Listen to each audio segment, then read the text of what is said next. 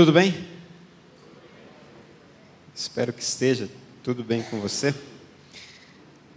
Mais uma vez nós temos a oportunidade de buscar o Senhor e mais uma vez nós temos a oportunidade de nos depararmos com a palavra do Senhor. Que bom que você veio, que bom que você, internauta, também está acompanhando esta semana e que bom que cada um de nós estamos escolhendo nesta semana nos conectarmos com o Senhor e acabarmos com a desconexão que muitas vezes impera sobre a nossa vida. Magnífico testemunho do que ocorreu através do Ministério do Pequeno Grupo na vida de algumas dessas pessoas que aqui se apresentaram. Sabe, não tem coisa melhor do que viver em comunidade e viver em comunidade cristã. E quando essa comunidade se apresenta perante o Senhor, Deus começa a agir de uma maneira incrível e Ele começa a agir através daqueles que fazem parte dessa comunidade. Porque nada pode ocorrer sem que Deus consiga atuar na vida de um ser humano para ajudar outro ser humano. Esse é o objetivo da comunidade, relacionamentos estreitados sob a soberania de Deus. Hoje nós temos a oportunidade também de nos depararmos com algumas cenas que ocorrem na nossa vida e que, quem sabe, algumas destas cenas fazem parte da sua história também. Não sei se tem alguém aqui nessa noite que está próximo de casar, não sei se tem alguém aqui nessa noite que está noivo nesse exato momento ou noiva nesse exato momento. Tinha um rapaz que se chamava Manuel. Manuel era um rapaz de 32 anos de idade, que nessa altura de sua vida morava ainda com sua mãe. Não havia tido nenhum tipo de relacionamento com o sexo oposto. E não havia tido nenhuma namorada. E sua mãe ficava lhe cobrando: quando é que você vai namorar? Quando é que você vai namorar? Quando é que você vai namorar? E até ficava cobrando o Manuel: quando é que você vai sair aqui de casa e ter a sua própria casa? E o Manuel começou a ficar intrigado, começou a ficar preocupado, porque não aparecia namorada, até que de repente, num belo dia, ele chega em casa e diz para a mãe dele: mãe, é o seguinte, eu vou me casar. A mãe quase teve um ataque do coração. Era um misto de surpresa, de alegria. Mas como assim, filho? Como assim você vai se casar? Vou me casar. E tem mais. Hoje à noite eu vou trazer aqui a minha noiva para jantar conosco. Ficou mais preocupada ainda. Mas eu não preparei nada. Não, mas tem tempo, mãe. A senhora dá um jeito. A senhora não queria que eu namorasse? Pois bem, eu vou até casar agora. E a senhora dá um jeito de fazer a melhor comida possível. Só que tem mais um detalhe. Além de eu trazer a minha noiva aqui nesta noite, eu vou também trazer mais 2 amigas. Então serão 3 moças. E eu não vou lhe dizer qual das 3 é a minha escolhida. A senhora vai ter que descobrir no final. A mãe não entendeu bolhufas nenhuma, né? Mas resolveu aceitar a proposta. À noite, a mesa estava posta, melhor toalha sobre a mesa, ela havia feito a melhor comida possível, e então chega Manuel com as suas 3 amigas. Foi uma noite divertida, conversaram sobre várias coisas, comeram, todos estavam felizes. E então Manuel foi levar as suas 3 amigas para as suas respectivas casas.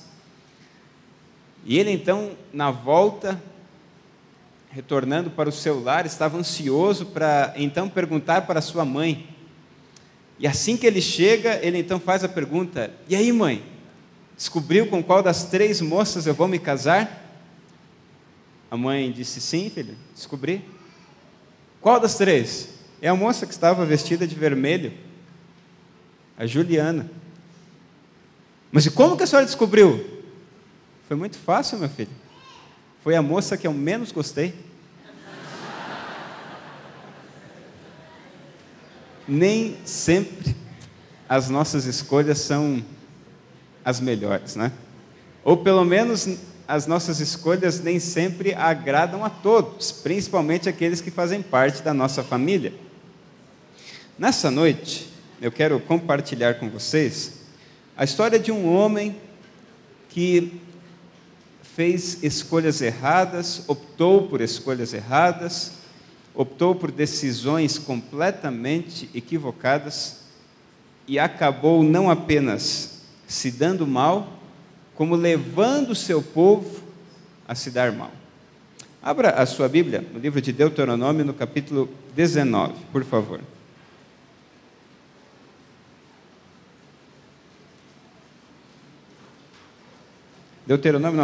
Êxodo, capítulo 19. Êxodo, capítulo 19, o segundo livro da Bíblia.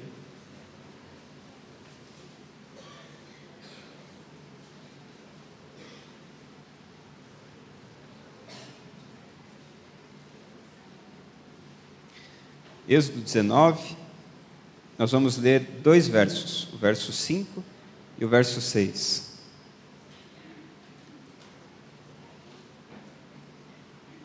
Êxodo 19, 5 e 6, na minha versão diz assim: Agora, se me obedecerem fielmente e guardarem a minha aliança, vocês serão o meu tesouro pessoal dentre todas as nações. Embora toda a terra seja minha, vocês serão para mim um reino de sacerdotes e uma nação santa. Essas são as palavras que você dirá aos israelitas. Esse é um momento muito importante na Bíblia. É o momento em que o povo de Israel, livre agora da escravidão egípcia, começa a se preparar para realizar aquilo que Deus já havia planejado para o seu povo. O Egito de Moisés era muito diferente, ou estava muito diferente, do Egito de José. O Egito de José era um país que procurava ajudar o povo e todas as nações vizinhas, a fim de que todos conseguissem obter uma condição de vida adequada. O Egito de José foi fundamental para que o próprio povo de Israel pudesse sobreviver. E o Egito de José até mesmo acomodou o povo israelita em suas terras. Mas o Egito de Moisés é um Egito completamente diferente. É uma nação que havia se estabelecido agora como a maior potência militar. A nação que trazia medo para todas as demais nações. Um exército que colocava medo até mesmo nos maiores soldados da época. Um povo que conseguia imprimir o ritmo do mundo simplesmente pela sua força política, militar e financeira. Só que o Egito de Moisés não era um povo bom e cuidadoso para com o povo do Senhor Deus. E o povo de Israel, então, vivendo na escravidão do Egito, agora então começa a clamar ao Senhor e a pedir a Deus que lhes auxilie, que lhes dê libertação, que lhes acalme o coração e que lhes dê também paz em relação a todos os problemas que estavam ocorrendo. Porque nessa época, na época de Moisés, o povo israelita trabalhava como escravo de uma maneira completamente terrível, a ponto de trabalharem várias horas por dia sem ter o seu descanso apropriado. E então, quando o povo do Senhor começa a clamar por ajuda, Deus ouviu o clamor deles.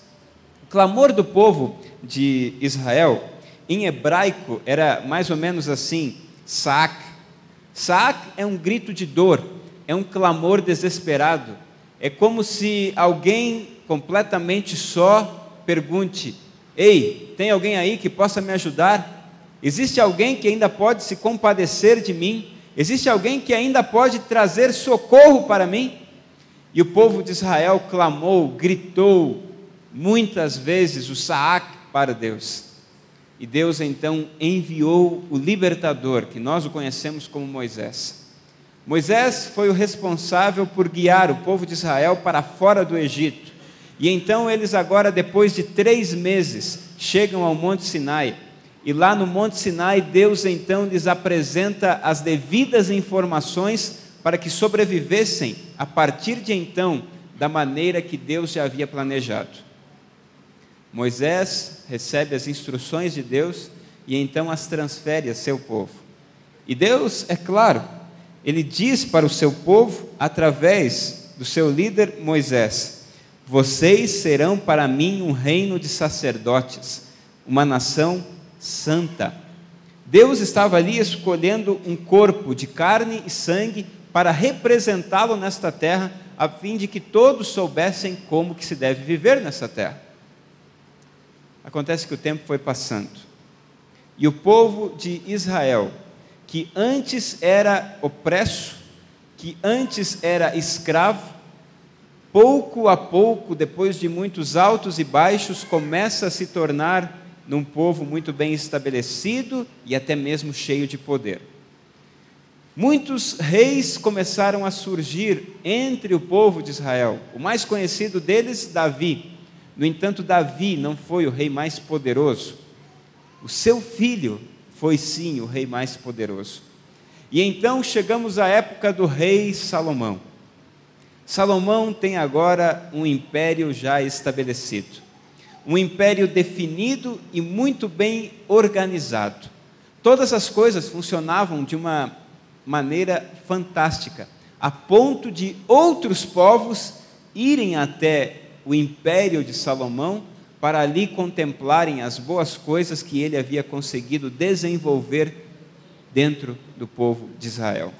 Até mesmo uma rainha, que na Bíblia é conhecida como Rainha de Sabá, chega até o reino de Salomão e faz muitos elogios acerca da maneira como ele consegue governar aquele povo. Foi um período de paz, um período de prosperidade, um período em que os ex-escravos tornam-se agora a superpotência do momento. Será que foi mesmo? Será que Salomão governou o reino de Deus aqui na terra do jeitinho que ele havia dito que deveria ser? Vamos fazer um checklist daquilo que ocorreu no império de Salomão? Abra sua Bíblia agora no livro de 1 Reis, no capítulo 10, por favor. 1 Reis, capítulo 10.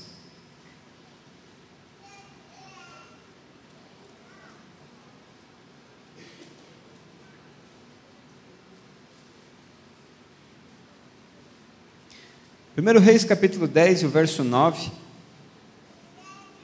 A minha versão diz assim: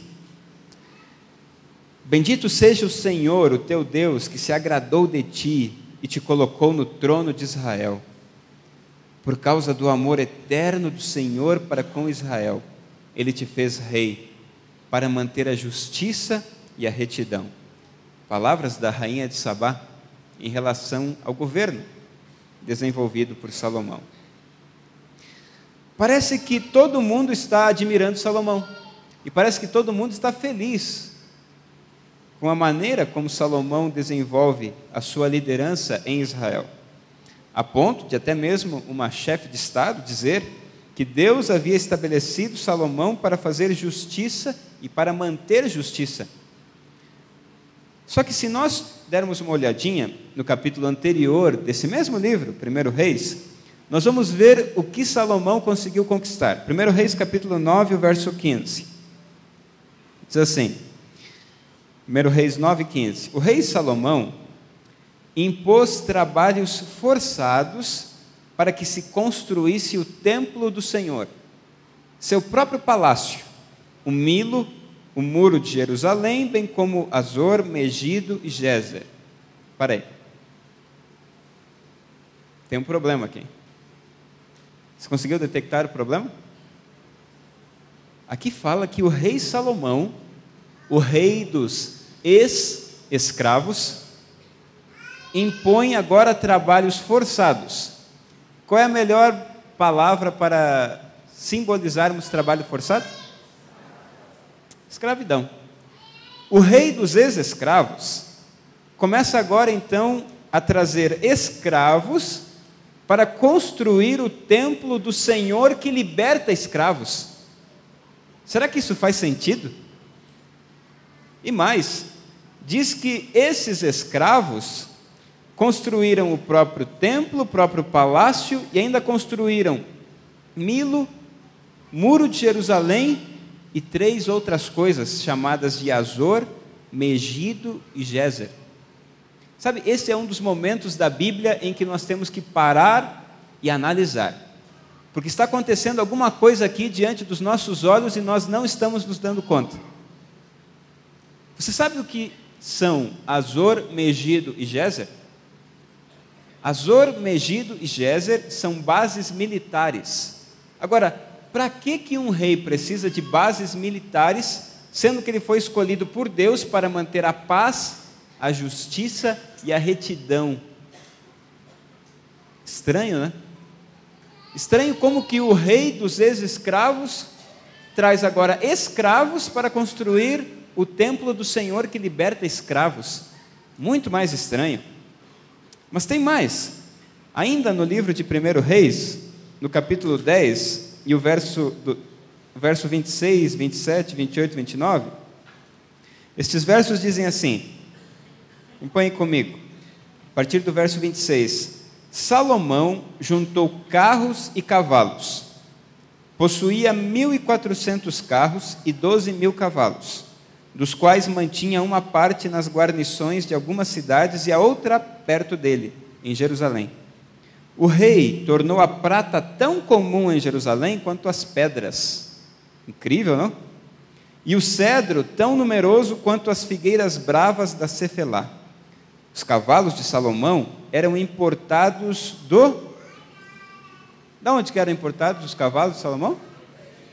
Do Egito e da Cilícia, onde os fornecedores do rei os compravam. Importavam do Egito um carro por 7,2 kg de prata e um cavalo por 1,8 kg, e os exportavam para todos os reis dos hititas e arameus.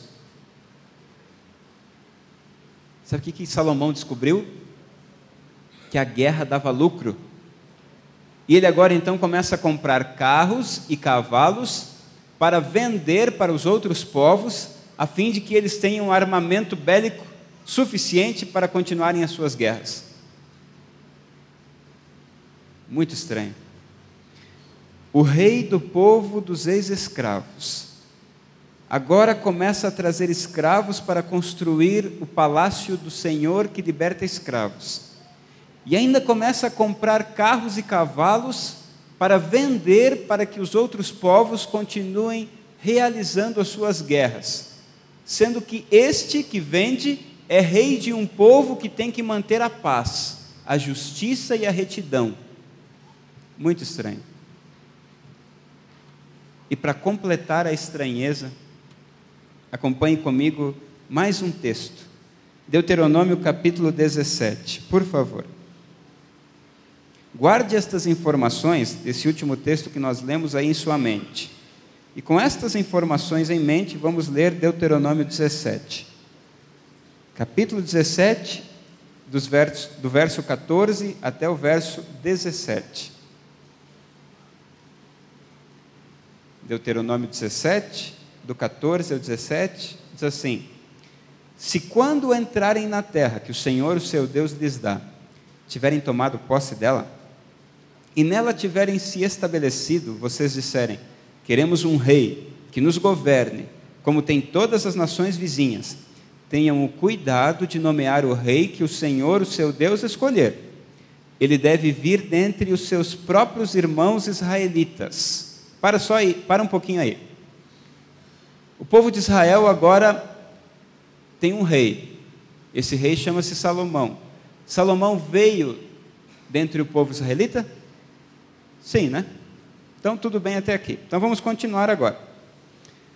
Não coloquem um estrangeiro como rei, alguém que não seja israelita. Esse rei, porém, não deverá adquirir muitos cavalos, nem fazer o povo voltar ao Egito para conseguir mais cavalos. Pois o Senhor lhes disse: jamais voltem por este caminho. ele não deverá tomar para si muitas mulheres. Se o fizer, desviará o seu coração. Também não deverá acumular muita prata e muito ouro. Problemaço agora, né? A Bíblia fala que o rei não deveria voltar ao Egito, muito menos comprar cavalos do Egito. O que fez Salomão? Comprou muitos cavalos do Egito. A Bíblia fala que esse rei não deveria ter muitas mulheres. E esse foi o campeão de esposas. 1000 mulheres. Não sei como aguentou. Uma só é suficiente. E Deus é sábio ao nos dizer isso.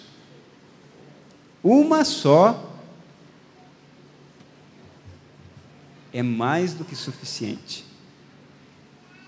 E esse homem chamado Salomão inventou de ter 1000.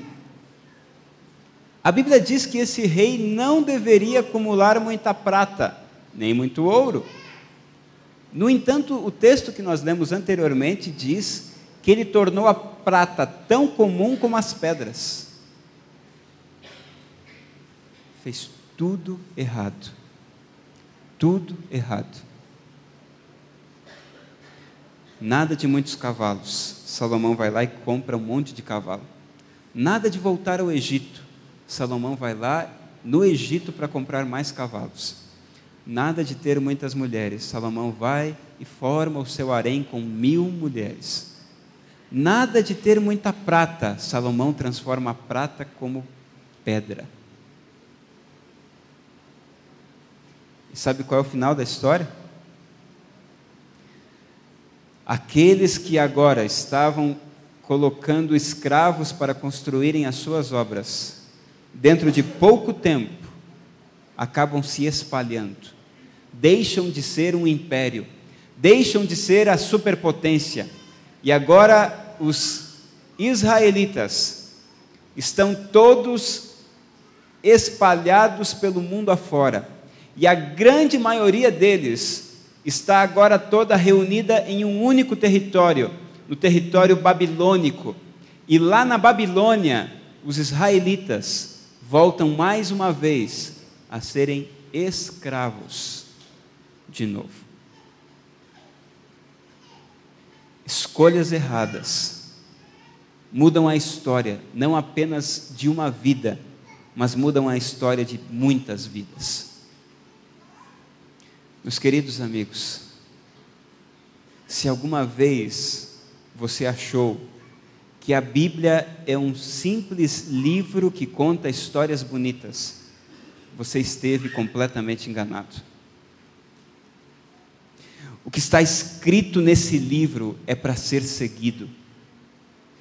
Sabe, ontem eu falei de um homem que resolveu ir contra a vontade do Senhor, se desviando das regras que Deus havia estabelecido. E eu não sei, pode ser que alguns de vocês tenham imaginado que Deus é severo demais porque mata aqueles que lhe desobedecem. Deixa eu tentar lhe explicar. Deus não mata quem lhe desobedece. Deus não faz mal a quem lhe desobedece. Deus apenas deixa os desobedientes à sua própria sorte. Deus apenas deixa que os desobedientes colham as suas próprias consequências. Quando Deus diz o que devemos fazer, Ele não está dizendo simplesmente para que nós sejamos queridinhos dEle. Quando Deus diz o que devemos fazer, Ele está tentando nos proteger, tentando nos mostrar como não nos darmos mal na vida. Quando Deus nos limita, Ele está dizendo: filho, é até aqui que dá para você ir, porque se você passar desse limite, você vai se queimar, e você vai se arrebentar, e você pode até morrer. Que pai em sã consciência não coloca limites aos seus filhos, ou não impõe limites aos seus filhos? Qualquer pai entende que para que um filho seja bem-sucedido, ele precisa ter limites. Por que temos tantos homens e mulheres que fazem coisas terríveis? Porque muitos deles são frutos de pais que não estabeleceram limites para os seus filhos. Não há como se dar bem na vida sem ter limites na vida, porque nenhum de nós é super-homem ou super-mulher. Nenhum de nós pode fazer as coisas que bem entender e não se dar mal. Nenhum de nós está livre da presença do pecado. Você pode até ser uma pessoa boa, mas ainda assim está sujeita a todas as devastas consequências do pecado. É por isso que Deus, em sua plena sabedoria, estabeleceu sua palavra, a fim de que nós soubéssemos como guiar a nossa própria vida de acordo com este livro. Não para que sejamos seus queridinhos, mas para que sejamos bem-sucedidos na nossa vida.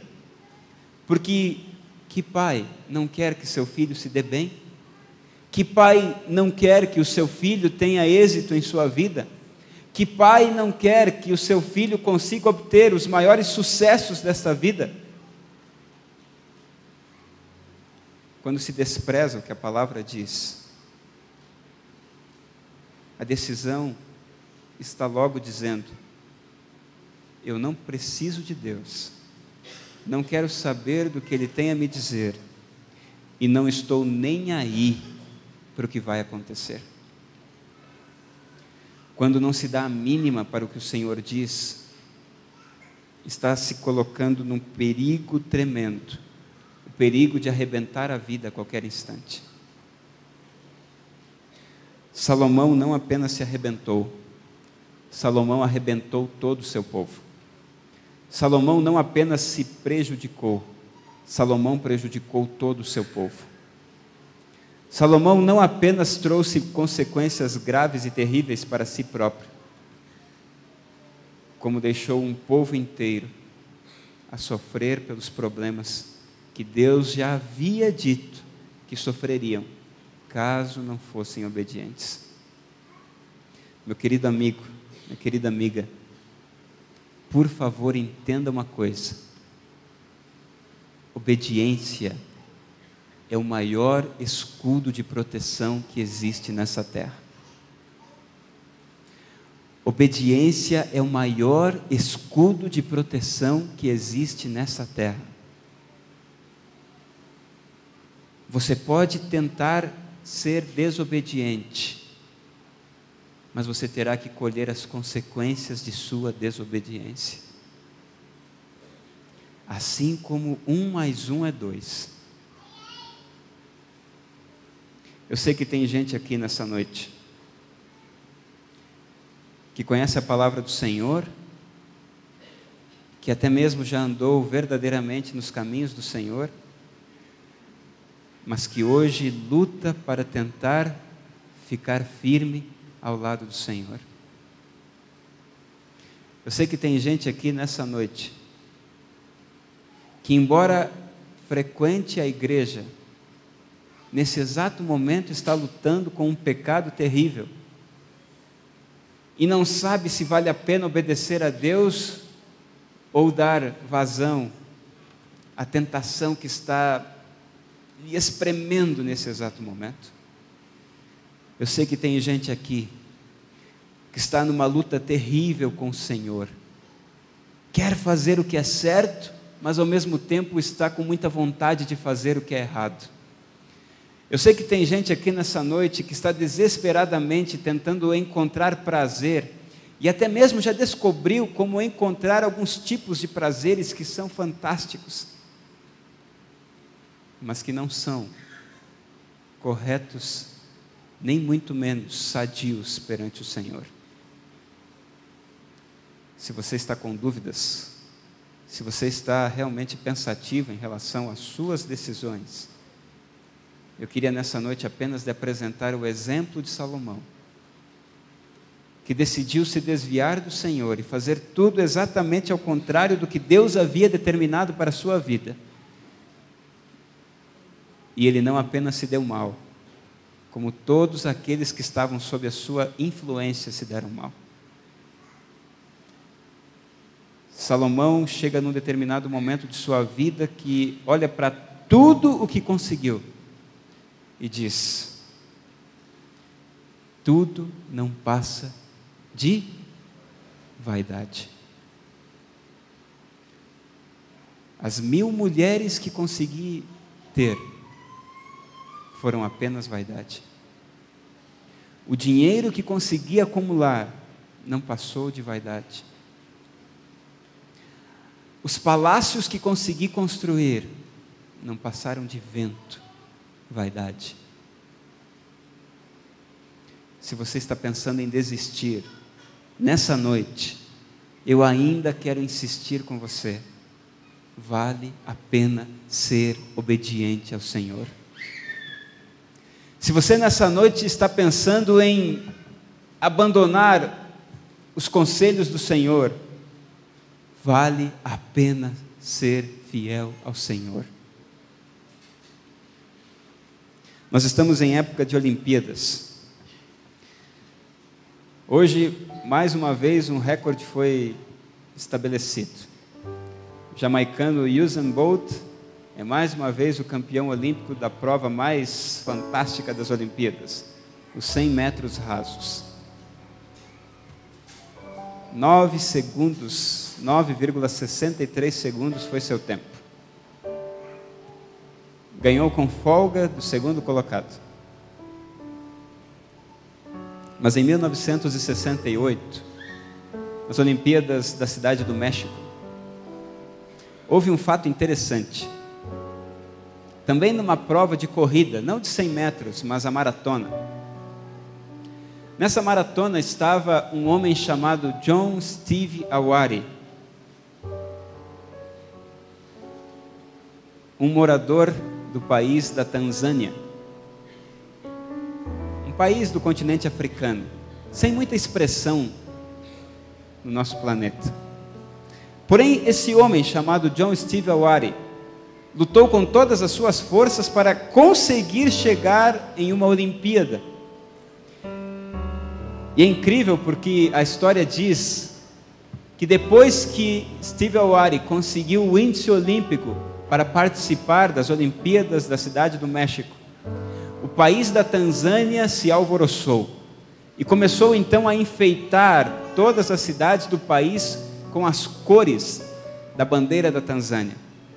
Mais ou menos como nós enfeitamos o nosso país em época de Copa do Mundo. Naquela época a TV não estava ao alcance de todos, muito menos de um país pobre como o país da Tanzânia. Mas a venda de rádios naquele país foi incrível, porque todo mundo queria acompanhar o momento em que John Steve Awari estaria participando daquela Olimpíada. Era o primeiro representante da Tanzânia. E o país tinha convicção de que o seu representante poderia trazer uma medalha olímpica. Eles acreditavam que John Steve Awari tinha condições de voltar com uma medalha no peito para o seu país. No momento da prova, todos os moradores da Tanzânia estão com os seus rádios ligados, todos atentos para acompanharem aquela maratona. O tiro de largada foi dado. Os competidores dão a primeira volta no estádio e então saem para as ruas da Cidade do México. Acontece que nos primeiros quilômetros da prova, John Steve Awari tropeçou, caiu, e alguns que vinham atrás dele pisaram em seu tornozelo direito. E naquele momento ele pensou: o que eu faço?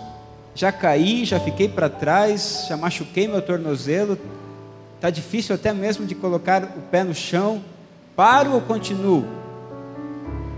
E a história diz que ele decidiu continuar. Enquanto isso, os habitantes da Tanzânia estavam eufóricos, imaginando que John Steve Awari estivesse correndo muito bem. A prova então foi se estendendo e chegando então até o seu fim. E de repente o narrador indica que o primeiro colocado está apontando no portão de entrada do estádio. Mais uma única volta seria dada no estádio para completarem então a prova. E o narrador então diz: vem aí o primeiro colocado da maratona, e este é competidor da Alemanha. Os habitantes da Tanzânia pensam: John Steve Awary deve vir em segundo lugar, a medalha de prata é nossa. E então o narrador diz: e aí vem o segundo colocado, e ele é da França. Os moradores da Tanzânia pensam: bronze já está bom demais. E vem o terceiro colocado, e não é John Steve Awary.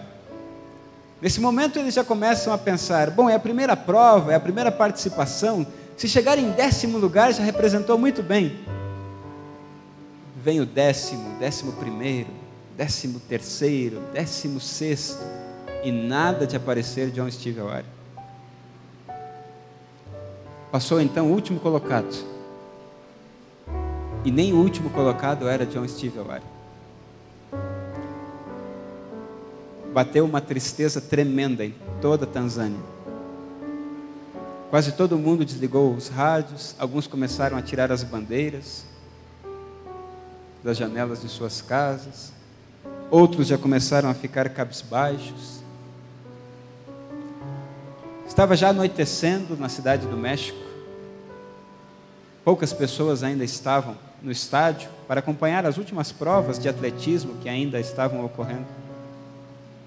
Quando 2 horas depois do último colocado ter cruzado a linha de chegada, aponta no portão de entrada do estádio um homem simplesmente arrastando a sua perna direita.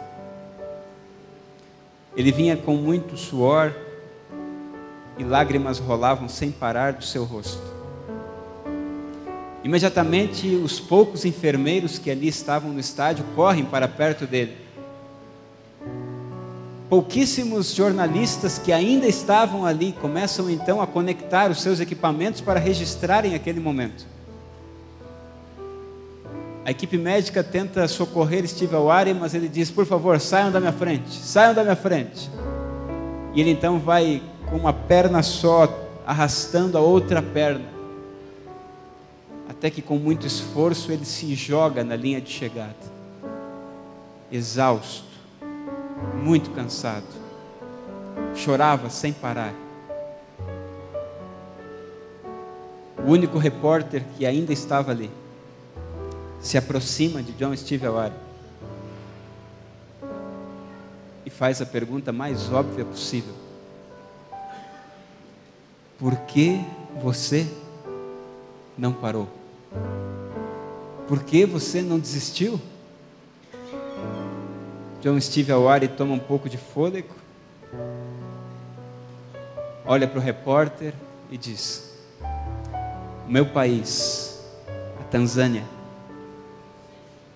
não me enviou para a cidade do México para começar uma corrida. O meu país, a Tanzânia, me enviou à cidade do México para terminar a corrida. E é isso que eu fiz. Querido irmão, querido amigo,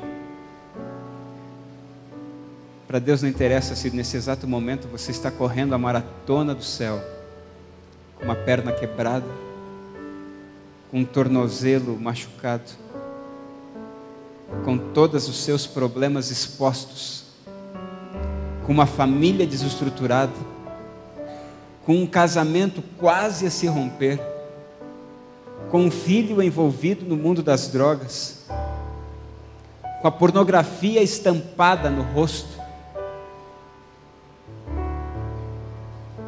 Não interessa nada disso, porque nessa noite o Senhor quer saber quem ainda está disposto a terminar a corrida que um dia começou. Porque Deus não chamou você para simplesmente começar uma corrida nessa terra.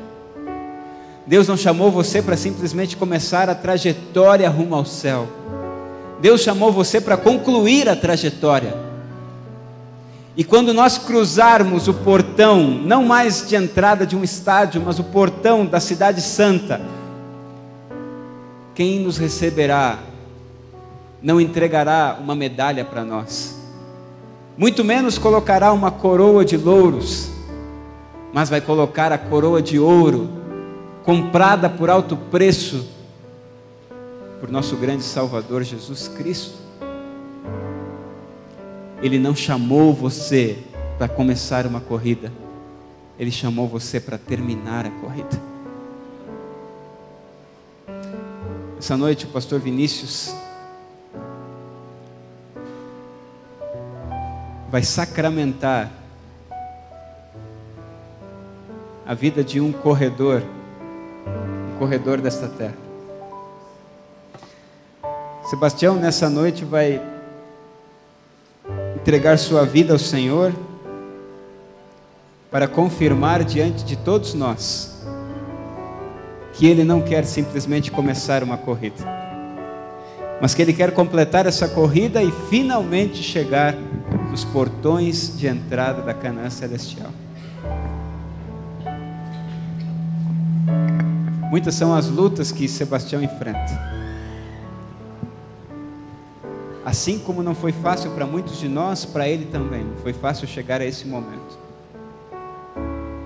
Mas nessa noite, Sebastião declara para todos nós que ele quer cruzar a linha de chegada da Canaã Celestial. Sebastião nessa noite quer confirmar para cada um de nós que vale a pena ser obediente ao Senhor. É por isso que o pastor Vinícius, como ministro do Evangelho, batiza em nome do Pai, do Filho e do Espírito Santo. Amém.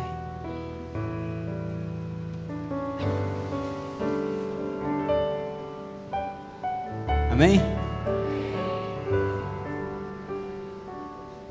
Mas não apenas o Sebastião nessa noite vai confirmar a sua chegada. A Cacilda também quer confirmar a sua chegada. E faz isso como noiva, não apenas se aproximando do seu marido, mas se aproximando do noivo chamado Cristo Jesus. O Senhor nessa noite contempla toda esta cena. E mais uma vez Deus se torna vitorioso e poderoso na vida de duas pessoas que juntas querem continuar a corrida para finalmente cruzarem a linha de chegada na cidade santa do Senhor.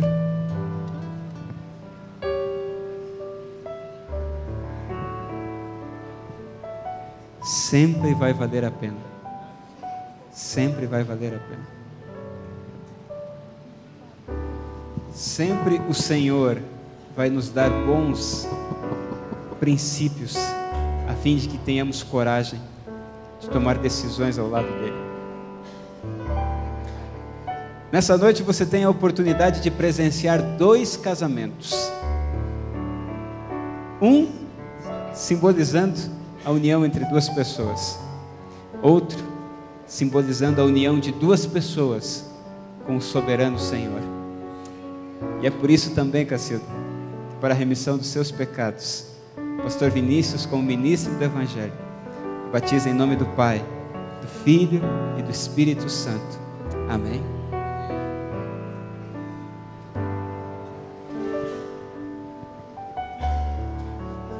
Deus seja louvado. Mas a história não pode terminar simplesmente aqui. Hoje é noite para descobrirmos quem são os corredores corajosos, que por mais que estejam com tornozelos arrebentados, escolhem ser obedientes ao Senhor e se levantam para vir diante do Senhor, dizendo a Ele que querem concluir a corrida que lhes foi confiada. Será que tem alguém aqui nessa noite que precisa tomar uma decisão ao lado do Senhor? A decisão de voltar para o Senhor, se isso for preciso. A decisão de abandonar pecados que estão lhe atrapalhando em muito. Será que tem alguém aqui nessa noite para tomar essa decisão diante do Senhor? Tem alguém aqui? Se tem alguém, por favor, vem aqui. Hoje é dia de se levantar e vir. Tomar decisões ao lado do Senhor nem sempre vai ser fácil. Mas ou você escolhe viver ao lado de Cristo, ou vai continuar se arrebentando na vida e tornando-se cada vez mais escravo de Satanás. Se você nessa noite quer concluir a corrida do céu, por favor, se levante e venha. Hoje o apelo não é simplesmente para que o céu cubra de bênçãos a vida do Sebastião e da Cacilda. Hoje é dia do Senhor também cobrir de bênçãos a sua vida. Eu sei que tem gente aqui nessa noite que precisa consertar a sua vida com o Senhor. Quem vai ser o primeiro a se levantar e vir, reconhecendo que o Senhor é mais poderoso do que tudo, mais poderoso do que os pecados que lhe afligem, mais poderoso do que a situação difícil que você enfrenta em sua casa, mais poderoso do que qualquer obstáculo que possa lhe atrapalhar. Quem vai nessa noite se levantar e correr em direção à linha de chegada? Se um só fizer isso, se um só fizer isso, o céu vai lhe acudir, o céu vai lhe abraçar. Amém. E o céu mais uma vez vai lhe conquistar. Não tenha medo de vir. Não tenha medo de aceitar o convite do Senhor. Essa não é uma noite para você se apresentar diante de um pastor. Essa é uma noite para se apresentar diante do soberano Senhor do universo. Quem mais vai ter coragem de se levantar e vir? Amém. Quem mais vai arrastar o seu tornozelo para chegar diante da linha de chegada, para completar a corrida, para parar de viver sofrendo com as lutas desse pecado que lhe atormenta? Nós vamos ouvir a música. Enquanto a música estiver sendo cantada, por favor, não saia desta igreja hoje como um fracassado.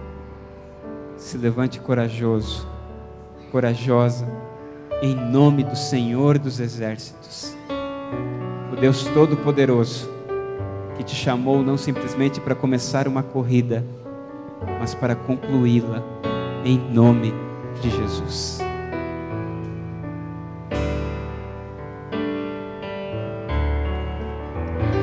Tua graça me basta, Senhor. Sou feliz em teu amor.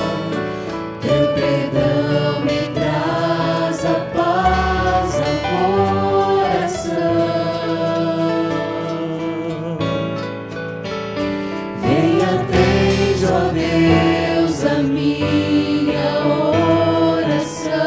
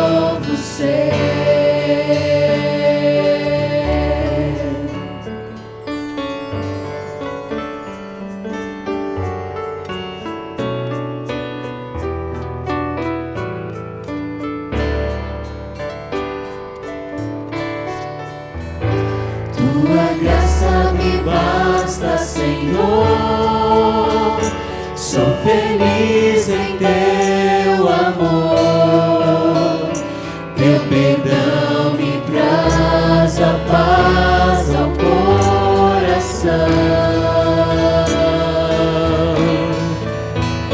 Vem, atende, ó Deus, a minha oração.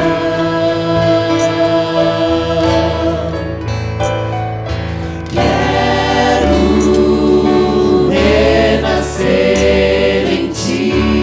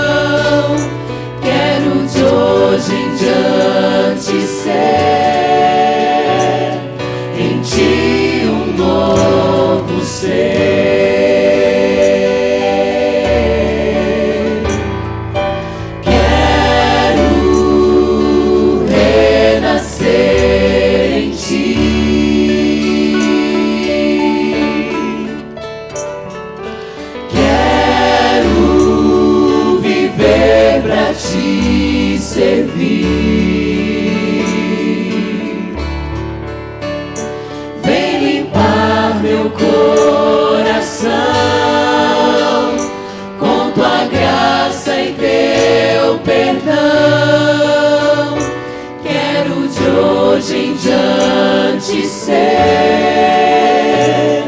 em ti um novo ser,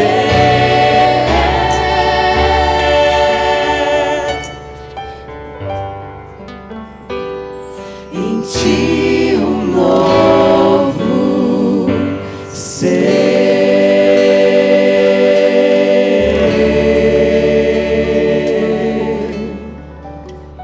Mais alguém quer se juntar? Quer estabelecer um pacto de aliança com o Senhor nessa noite? Amém.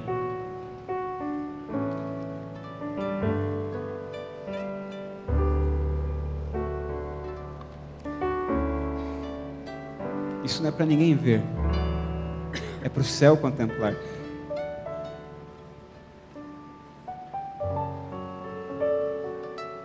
Se você está confortável, tudo bem. Mas se você está desconfortável, levante-se e venha. É o Espírito Santo quem está te deixando desconfortável, porque Ele sabe que nessa noite você precisa tomar uma decisão ao lado dEle. É entre você e Deus. Não é entre você e esta igreja, não é entre você e eu. É entre você e o Senhor. É o Senhor que quer te abençoar. É o Senhor que quer te fazer completar a corrida. Tem mais alguém? Mais alguém quer se juntar? Amém.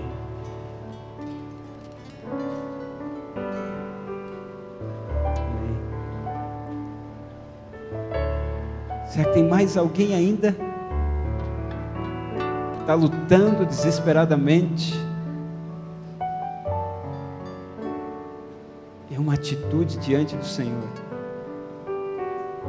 É uma atitude diante do Senhor. Eu vou orar. Amém. Tenha medo, tenha medo. É o Senhor nessa noite que quer te abençoar.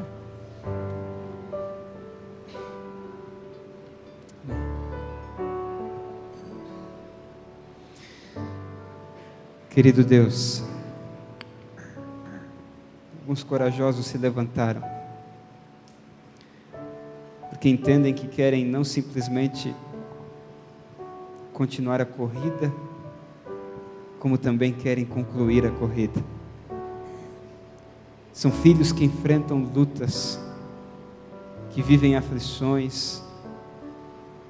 São filhos que muitas vezes oram ao Senhor desesperadamente, pedindo perdão e clamando por salvação.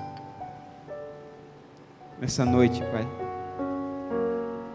diante do céu que nos contempla, por favor, venha ajudá-los. Por favor, venha colocar a Tua mão sobre eles. Por favor, venha estabelecer um pacto de aliança entre o Senhor e eles. Que nessa noite o Teu nome seja exaltado na vida deles. E que todas as lutas que enfrentam sejam nessa hora vencidas pelo sangue de Jesus Cristo. Por favor, Pai, limpa os corações que chegaram aqui manchados pelo pecado. Manda embora toda a dor que atrapalha continuamente o seu lar. Afasta, Senhor, todos os anjos malignos que todos os dias tentam impedi-los de receber a Tua graça.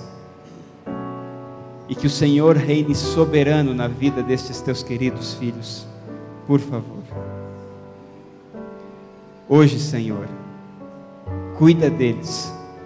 Hoje, Senhor, abraça cada um deles. E hoje, Senhor, não permita que nunca mais fujam dos Teus braços, ou mesmo se desviem dos Teus caminhos.